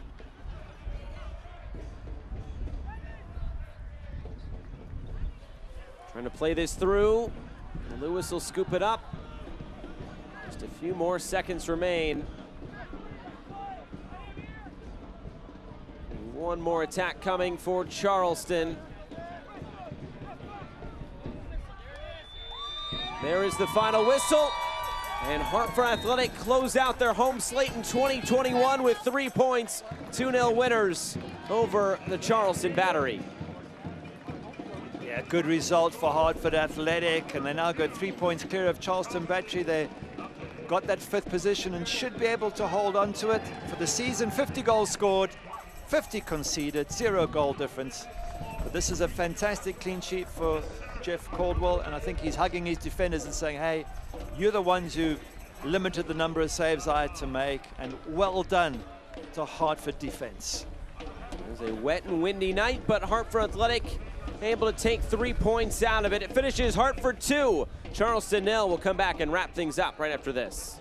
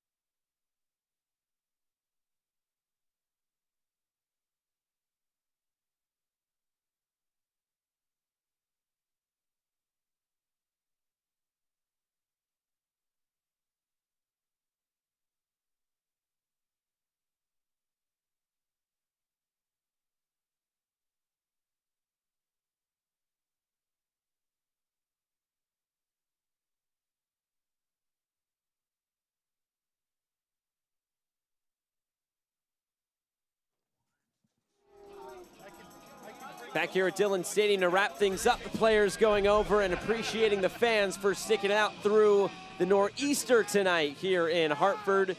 Hartford 2-0 winners over Charleston. Time to look at our full-time highlights. Hartford Athletic, Charleston Battery. We start things off 40th minute, and this would be the opening goal. Walmer Martinez is first. Yeah, Rogers with the cross. Shot from Danny Barrera, tipped onto the post there by Paul Lewis, and Walmer Martinez is the quickest to react. Have a look at it again. Good shot from Barrera. Nice save from the keeper. Unlucky goes to Walmer Martinez, and he doesn't miss them from 2 yards out. 61st minute. Hartford would be knocking on the door for more. There's a little near post header there from Cardona. Wonder if he could have done better in terms of hitting target. He had nobody challenging him. And then a few minutes later, again Hartford looking for that second goal. Ball gets whipped in, gets headed back here. Chested down, Preston hits it and just pulls it wide of that far post. It's a great opportunity. 2 defenders in front of him. He tries to miss them, and with that, he misses that far post as well. 70th minute, Walmer Martinez would get his second, and Danny Barrera, a league-leading 12th assist. Beautiful ball through from Danny Barrera. Walmer Martinez, he sees Paul Lewis off his line and bends it around him. Look at the goalkeeper, he's a little bit stranded. Walmer Martinez bends it. The keeper gets a hand to it, but can't keep it out the net. And here's a look at full-time stats, along with final thoughts. Shots on target, 6 for Hartford, just 2 for Charleston Battery. I think that pretty much tells you everything. It was Hartford's game. They gave Battery very, very little. They took their chances when they came. They looked a stronger side overall, and I think certainly deserved this win. However, over the season, 2 wins for Hartford, both at home, 2 wins for Charleston Battery, both at home. It's honors even over the season, but tonight, definitely Hartford Athletics night. And a look at the standings, of course, in the Atlantic Division, where Hartford and Charleston both sit in 5th and 6th. and that's probably how it's going to finish, just with how the tiebreakers are working out. You would think so. And Hartford, 0 goal difference. Charleston battery again, -7. Defensively not been good enough this season. That'll hurt them. They're a fantastic outfit, and they've been so successful. Finishing 6th, assuming they do finish 6th, probably not good enough, and they will certainly try and rebuild for next season. There's no doubt about that. So that'll do it tonight from Dillon Stadium in Hartford. Both teams and the fans battling through some windy and rainy conditions. And in the end, it's the home side to come away with 3 points and 2 goals in their home finale. That'll do it from Dillon Stadium for our entire crew. Broadcast partner Gary Bailey. I'm Josh Eastern saying so long from Dillon Stadium. It finishes Hartford 2, Charleston 0. Good night.